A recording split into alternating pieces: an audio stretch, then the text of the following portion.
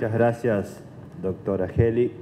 Quiero agradecer muy especialmente esta invitación que me permite compartir algunas reflexiones con ustedes.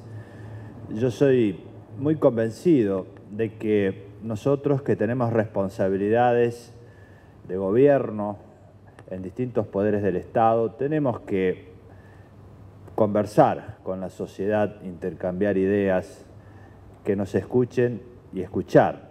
Creo que es la mejor manera de que las instituciones se acerquen al pueblo y el pueblo a las instituciones. Naturalmente debo decir que mis opiniones aquí son a título personal y no comprometen a la institución que represento, que se expresa de otra manera, se expresa mediante actos de gobierno o actos judiciales. Pero sí quiero compartir algunas reflexiones que muchas veces hacemos también con nuestros colegas sobre los temas que nos preocupan a todos. Y creo que el temario que han elegido en esta reunión es un gran temario y felicito a los organizadores y les agradezco también por esta oportunidad nuevamente de visitarlo. Hemos estado en otras oportunidades. Y el temario es vinculado a la crisis y las instituciones. Creo que todos, en todo el mundo de hoy, hablamos de crisis. Y entonces, la primera cuestión que conviene aclarar es a qué hacemos referencia cuando decimos que hay una crisis y queremos analizar su impacto en las instituciones. Siempre hubo crisis en la historia de la humanidad, entendiendo a esto por cambio. Siempre hubo cambios. Entonces, la primera cuestión es preguntarse qué tipo de cambios se están produciendo ahora, o por lo menos, qué es lo que nos interesa analizar de esos cambios. Hay cuestiones que nunca van a modificarse porque estuvieron presentes a lo largo de la historia de la humanidad. Siempre hubo egoísmo, siempre hubo interés particular, siempre hubo conflictos, siempre hubo tragedias y siempre hubo comedias en la historia de la humanidad. Y eso forma parte de la naturaleza humana. Siempre habrá conflictos de todo tipo y esto no va a cambiar, porque siempre que exista un recurso escaso va a haber conflicto. Cada vez que los recursos son escasos, la maximización de las utilidades hace que todos disputemos sobre algo que va adquiriendo valor. Y esto forma parte de la naturaleza humana. Creo que esto no va a cambiar. La conflictividad forma parte de la vida democrática y de la vida económica. En la vida económica siempre vamos a tener conflictos cuando existan recursos escasos y en la vida social siempre vamos a tener conflictos porque van a haber siempre distintas opiniones. Lo que está cambiando tal vez es el marco institucional en el cual se dan esos conflictos. Todos hablamos hoy que en el mundo pasamos de un escenario bipolar a un escenario multipolar y que esta multipolaridad o multilateralismo hace que hoy en la escena global ya no tengamos dos sectores que se enfrentan como ocurrió en la época de la Guerra Fría, en el terreno militar, político, diplomático y económico. Se enfrentan en una batalla en la cual uno defiende una posición, otro defiende otra posición, y entonces esa bipolaridad y esa polarización creciente genera tensiones, y el escenario es quién va a ganar a costa del otro. Hoy pasamos a un mundo muy diferente, y es un mundo multipolar, multilateral, o como quieran ustedes denominarlo, en el cual ya no hay uno que va a prevalecer de modo definitivo a costa de ganarle al otro, sino que vamos a un escenario de un sistema en el cual hay un juego permanente de equilibrios en el cual todos interactúan. Y esto es lo que está pasando hoy en el mundo. Vemos que hay muchos países con capacidad de actuar. A esto se denomina poder, de condicionar las conductas de los demás. Entonces, esta multipolaridad rompe con la bipolaridad. Esta multipolaridad crea un sistema de relaciones que hay que articular que se opone a un sistema de enfrentamientos y conflictos bipolares. Las instituciones internacionales han sido diseñadas para este primer escenario bipolar y no funcionan muy bien en un escenario multipolar.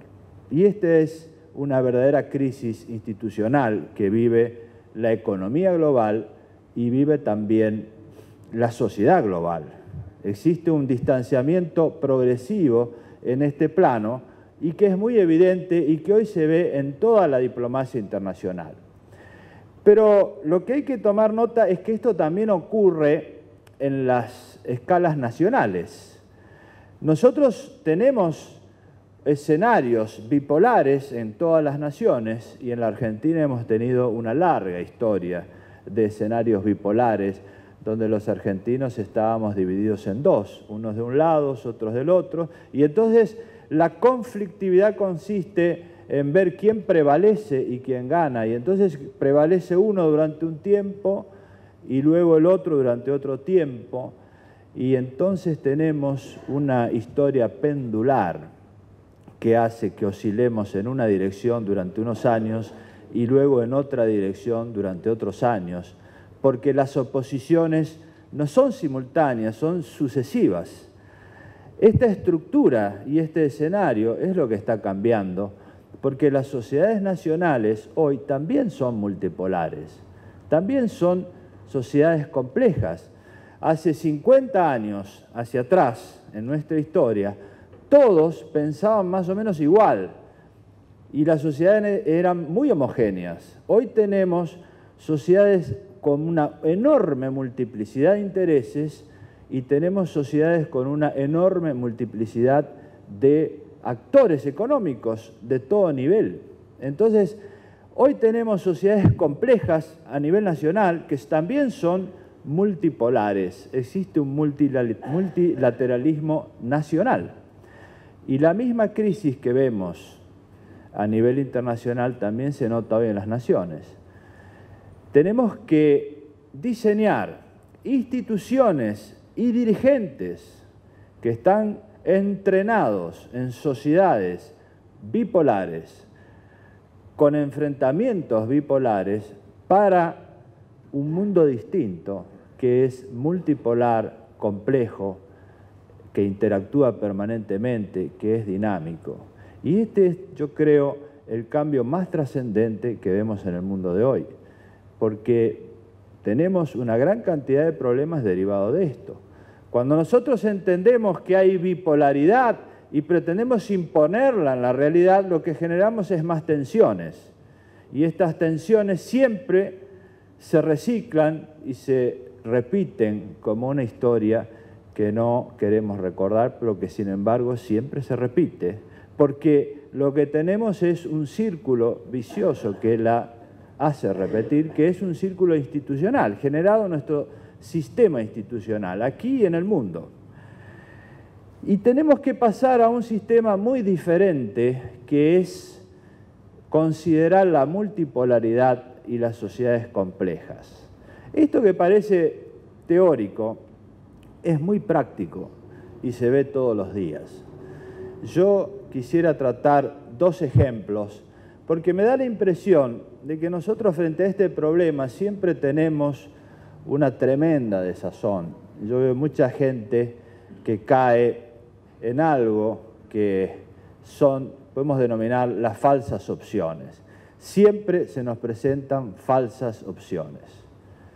Recuerdo aquí un discurso que escribió Woody Allen a los graduados, que si uno espera que los graduados reciban un discurso optimista, que les diga ustedes tienen un gran futuro por delante, y Woody Allen escribe, con esa ironía que lo caracteriza, un discurso en el cual un profesor se dirige a unos chicos que se gradúan y quieren ver un futuro mejor y les dice: el futuro está delante de ustedes, y nos plantea una encrucijada.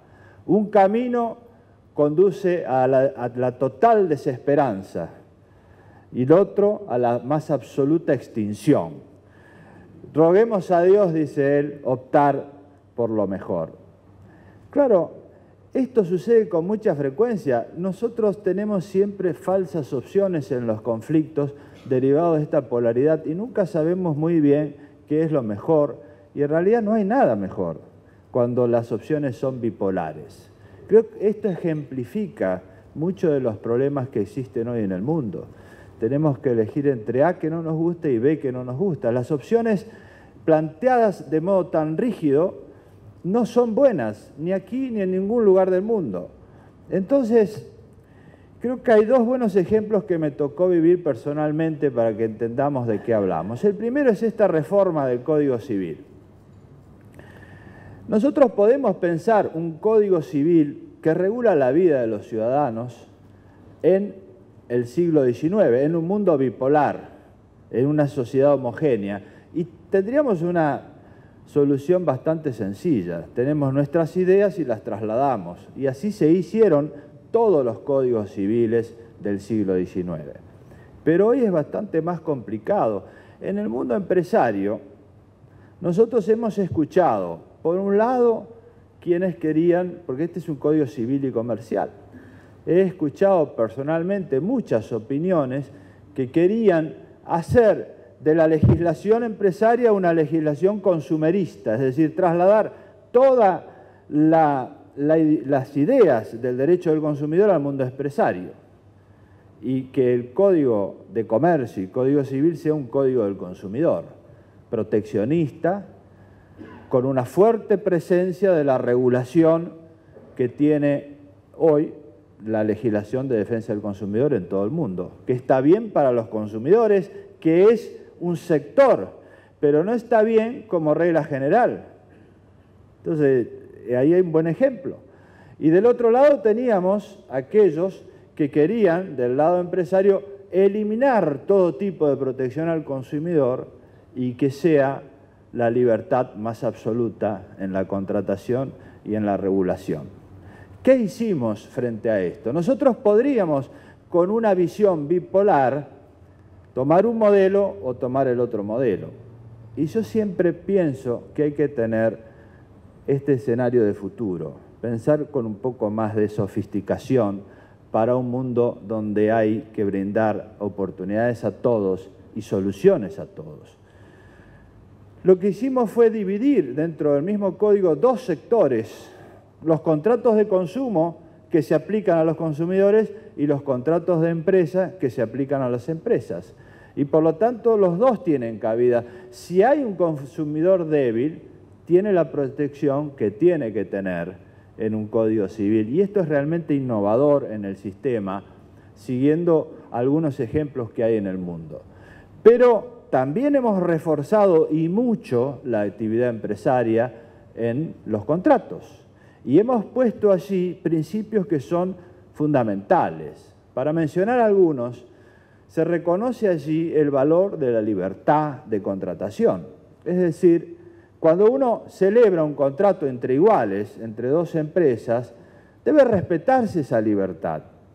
Y hay una norma muy importante que dice que los contratos, los derechos que nacen de los contratos tienen el valor de la propiedad. Es algo que la doctora Geli conoce muy bien y que nosotros hemos trabajado mucho en la crisis económica cuando nos tocó resolver las demandas de Corralito. Y allí dijimos muchas veces que la intervención en los contratos es un problema constitucional y que el contrato tiene que tener la misma garantía que la Constitución da a la propiedad. En el campo de las relaciones empresarias, esto es un artículo expreso en este proyecto. También decimos allí que hay que regular los contratos bancarios y dentro de los contratos bancarios el depósito bancario de dinero, el depósito de dinero, obliga a restituir el dinero que se entregó en la misma moneda, es decir, una norma que para los argentinos es muy importante y que genera seguridad jurídica. También allí hay una serie de instrumentos que facilitan la actividad, porque creo que una de las cuestiones que uno tiene que hacer es dar ciertas seguridades jurídicas en los principios, por ejemplo, libertad, propiedad y en la actividad empresaria, y por el otro, dar instrumentos para que cada uno se desenvuelva y actúe. Y por eso están todos aquellos contratos nuevos que se utilizan hoy en la vida empresaria. Los contratos de finalidad distributiva, como la agencia, la concesión, la franquicia, que hoy no están. Los contratos asociativos, que son tan importantes en la Argentina. Desde hace muchos años que insisto que hay que fortalecer los vínculos asociativos entre pequeñas y medianas empresas o entre las grandes también para generar economías de escala. Esto está hoy insertado en un proyecto de Código Civil. Es decir, una cantidad de instrumentos para mejorar la enorme iniciativa que hay en nuestro país. Yo conozco muy bien el país desde el punto de vista privado, porque he estado siempre en el sector privado y creo que una de las enormes fuerzas que desaprovechamos es la que existe en la sociedad. Nosotros tenemos que dar estos instrumentos para que nuestra gente se potencie y haga lo que sabe hacer, que es muchísimo. La Argentina tiene hoy, por suerte, un capital humano, esto en términos económicos hoy es muy valorado, muy importante. Entonces, estos instrumentos en manos de los operadores económicos pueden ser realmente muy importantes. Y también hay un aspecto interesante que es el contrato de arbitraje que permite disminuir la litigiosidad. Argentina utiliza muy poco el arbitraje, menos que Perú, por ejemplo. Vamos siempre a la judicialización de todos los conflictos. En cambio, ahí hay una regulación propuesta como contrato, es decir, no es una regulación procesal, que esto es propio de la provincia, sino que dos empresas pueden pactar en un contrato el arbitraje para resolver sus conflictos y esto puede disminuir la litigiosidad y los costos de la litigiosidad de manera muy rápida y permitir que los conflictos entre empresas sean solucionados por arbitraje o por amigables componedores. Es decir, hemos puesto una cantidad de normas importantes para el desarrollo económico empresario, como también, por ejemplo, la sociedad de un solo socio. Y al mismo tiempo existe otro grupo de normas para la tutela de los consumidores. Creo que este es un modo de articular distintas posiciones y no hacer un código consumerista o un código empresario, que hubiera sido un error. La obligación del legislador actual es, como la de todos los que quieren asumir la gobernabilidad de sociedades complejas, es plantear opciones para que las sociedades puedan ser multiculturales. La cuestión está en la cultura y en la economía, no en la imposición del legislador. Hay muchos otros temas de la legislación que son difíciles, seguramente si hay preguntas podemos responderlos, pero creo que este es un ejemplo de lo que creo yo, personalmente y modestamente, que consiste hoy la gobernabilidad. Es decir, no inclinarse como si uno viviera en un mundo bipolar, sino en un mundo multipolar con una cantidad de visiones y tenemos que tratar de establecer unos principios básicos para que todos estén en la misma casa, pero que cada uno viva en la habitación que quiera y la decore, la pinte, la mueble como le guste, porque cada uno tiene una visión diferente. Y esa es la riqueza, no la pobreza del multiculturalismo y del multilateralismo. Creo que tenemos que saber entonces aprovechar estas crisis para mirar el mediano y largo plazo y establecer normas que nos permitan mejorar, no deprimirnos frente a falsas opciones. El segundo ejemplo me tocó vivir hace muy poco tiempo en la conferencia de Río. Yo presidí la reunión mundial de jueces. Imagínense lo que es poner de acuerdo y elaborar un documento, una declaración en la que existían jueces de la Corte Suprema de Malasia, de Corea, de China, de Inglaterra, todos los países europeos, los africanos, los de América Latina, los de Canadá, Estados Unidos, es decir, diferentes países, diferentes culturas, diferentes tradiciones legislativas, todos piensan distinto. ¿Cómo articular una declaración común entre gente tan diferente? Nosotros podríamos haber levantado una bandera y decir, defendemos al ambiente o estamos en contra del ambiente, e ir a imponer esa bandera en una reunión de este tipo, lo cual hubiera sido un tremendo fracaso, porque es trasladar esta idea bipolar a un mundo que ya no lo es. Yo escuchaba a todos, al principio causa desazón, decir, ¿cómo uno puede llegar a poner de acuerdo a toda esta gente tan distinta?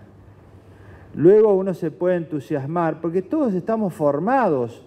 Nuestra educación es bipolar, nuestra educación es centrarnos en una idea, ser un militante de verdades parciales y cerrar los ojos e ir contra lo que sea. Pero no funciona más el mundo. Esto era como nosotros podríamos haber sido grandes dirigentes en el siglo XIX. Hoy ha cambiado y esto hay que entender. Yo pensaba, viendo esa enorme diversidad de opiniones, primero con cierta desazón tipo Woody Allen, acá no hay forma de ponerlos de acuerdo. Segundo, digo, bueno, hay algunas cosas comunes y poco a poco fuimos articulando un documento común, que finalmente salió una muy buena declaración de los jueces, mucho más concreta y específica que la que hicieron los presidentes. Pero fíjense, uno de los problemas concretos que se discutieron en Río, que es un buen ejemplo desde el punto de vista económico, que es la noción de economía verde. Naciones Unidas introdujo este concepto y lo llevó al debate de Río +20. Inmediatamente se generó un grupo a favor de la economía verde y otro en contra de la economía verde. Y yo preguntaba ¿por qué están a favor y por qué están en contra? La verdad es que todos entienden lo que quieren entender de la economía verde. Para muchos países que ya están desarrollados y que han logrado un alto nivel de desarrollo, de estándar de vida, obviamente consumiendo recursos ambientales, esto significa poner barreras pararancelarias y que los demás no crezcan. Entonces, esta es una visión a favor de la economía verde. Los otros que están en contra de la economía verde, muchos otros países dicen estas barreras pararancelarias impiden nuestro desarrollo y por lo tanto no las aceptamos y estamos en contra de la economía verde y de toda institución que pueda imponer parámetros internacionales en materia ambiental. La situación es que este choque de posiciones hace que no tengamos ninguna declaración positiva acerca de este punto. Pero si nosotros imaginamos ver al problema de otra manera, podemos superar esta idea de las falsas opciones. Las falsas opciones se encierran. Cuando uno tiene un problema y no sabe por dónde salir, tiene que ver un poco cuáles son las otras opciones que no figuran en el tablero. Y acá hay algo muy importante en la economía verde.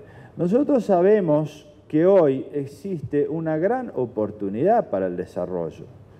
Si nosotros pensamos que una cuestión es el conflicto ambiente y desarrollo, y entonces los que están a favor del desarrollo tratan de eliminar toda cuestión ambiental, y los que están a favor del ambiente tratan de combatir todo tipo de desarrollo, este es un mal camino y nos conduce otra vez a la opción de Woody Allen.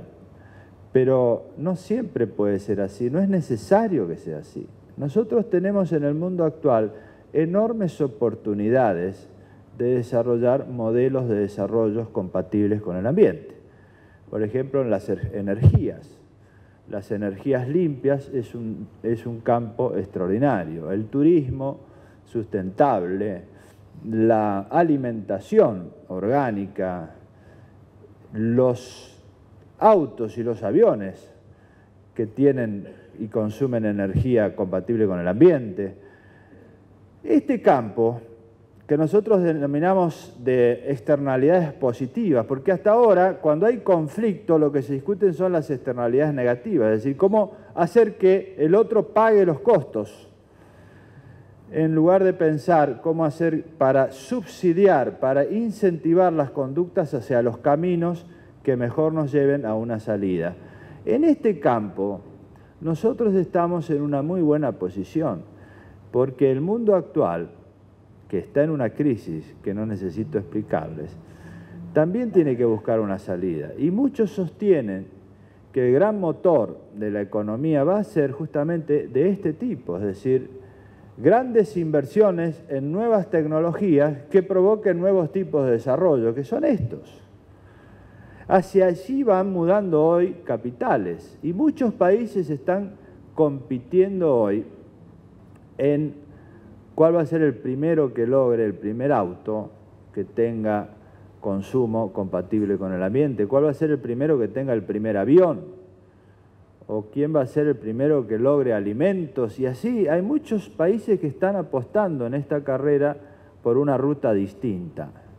Si nosotros lo que hacemos es discutir todo el tiempo entre ambientalistas y desarrollistas y nos encerramos en eso, no tenemos una perspectiva de mediano y largo plazo, vamos a perder de nuevo otra expectativa y otra oportunidad, porque en este campo estamos todos en una situación parecida. Nosotros nunca vamos a lograr equiparar el nivel de desarrollo que tienen muchos países en sectores que llevan 200 años, pero en estos son campos nuevos. Y todos los que se han dedicado a estudiar este tema señalan que los países como el nuestro tienen, y las regiones como la nuestra sobre todo, tienen grandes oportunidades. De manera que acá tenemos otro ejemplo en el cual un escenario bipolar nos conduciría a enfrentar ambiente y desarrollo de manera muy costosa. Ya tenemos en la Argentina y en todo el mundo una gran litigiosidad ambiental. Y tenemos otro escenario de pensar cómo esos intereses se pueden articular en un estadio superior que interactúe con nuevos subsidios y externalidades positivas, generar nuevos incentivos económicos para que el mundo y el modelo se desarrolle en otro sentido, sin generar conflictos y opciones cerradas. Creo que estos son dos buenos ejemplos de lo que quiero contarles. Para mí el problema institucional es que nosotros tenemos una gobernabilidad global sobre todo, pero también se ven a nivel nacional, basada en escenarios de conflictos bipolares, y tenemos que mudar hacia una dirigencia y una institucionalidad basada en conflictos multipolares que tengan la inteligencia de producir armonía entre distintos sectores que son múltiples, no son dos, son múltiples. Y los dos que a lo mejor se oponen en un conflicto en otro no coinciden, porque los intereses mudan. Nosotros podemos tomar 10 temas entre los presentes y van a ver que los grupos cambian.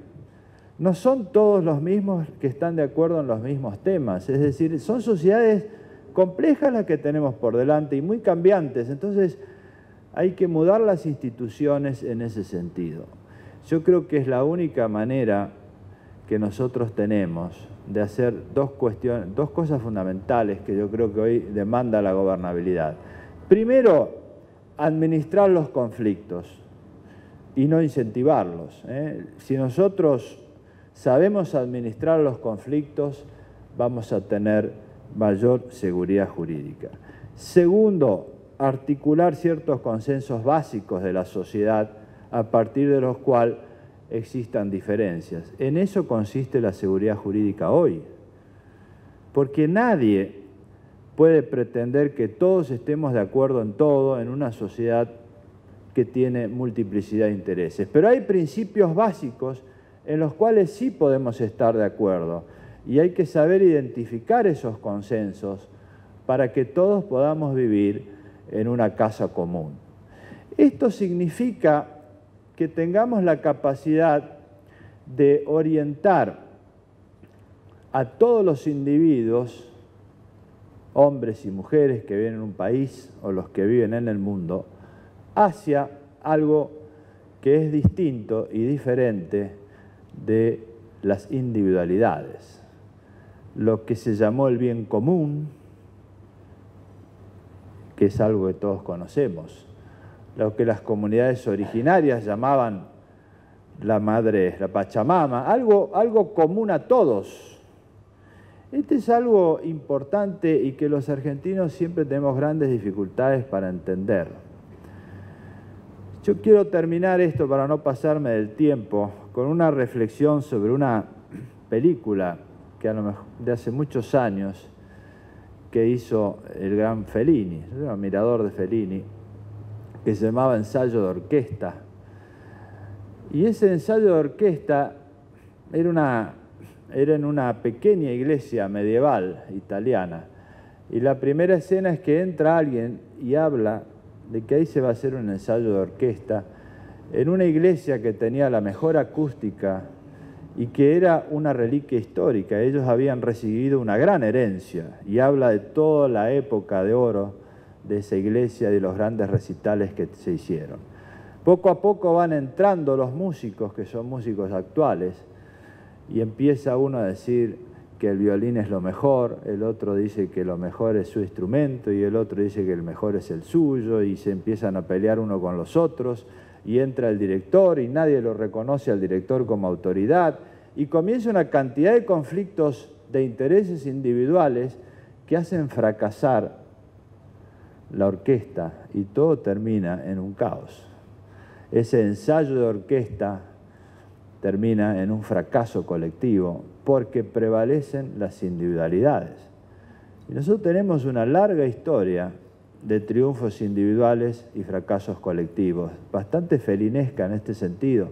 Creo que es hora de que nuestra generación, frente a estos enormes desafíos que tenemos, seamos capaces de entender que es posible construir algo en común, donde todos tengamos nuestras diferencias, pero que tengamos algunas coincidencias básicas. Esto no es difícil, se ha podido hacer en esta reunión de Río, se puede hacer en un código civil, seguramente va a haber discusiones, es imposible que todos estemos de acuerdo en todos los artículos del Código Civil, nadie puede pretender eso, pero sí en algunas cuestiones básicas. Y así sucederá con el Código Penal y así sucede con todos los órdenes de la vida. Hay algunas cuestiones básicas en las cuales podemos estar de acuerdo manteniendo nuestras diferencias en otras que son accesorias. Pero el deber de nuestra generación es un poco más importante que eso. Tenemos que tratar de dejar a nuestros hijos y a nuestros nietos una sociedad distinta que no repita lo que hemos vivido en los últimos 50 años, que han sido, por lo menos los que yo viví, bastante difíciles. Y ya no hay crisis que nos asuste porque las hemos visto pasar en 50 años de todo tipo y color. Yo espero que nosotros tengamos la estatura política, humana, filosófica, para entendernos y para dejar a nuestros hijos y nietos un Estado de Derecho funcionando. Cada uno desde su lugar, nosotros esperamos hacerlo dentro de nuestro ámbito de actuación, que también es limitado, pero es una buena parte. Si nosotros cada uno hacemos lo que nos corresponde en nuestro lugar, seguramente el conjunto va a ser mejor. Nada más y muchas gracias.